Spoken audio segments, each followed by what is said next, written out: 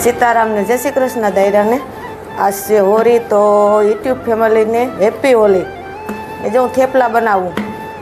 સહેલું સહેલું થેપલું હે બનાવવાનું ને પછી બનાવી તીખી પૂરી એટલા બનાવ્યા થેપલા તરવાળા થેપલા બની ગયા અને તરાઈ ગયા હવે તીખી પૂરી જો એટલી વણાઈ ગઈ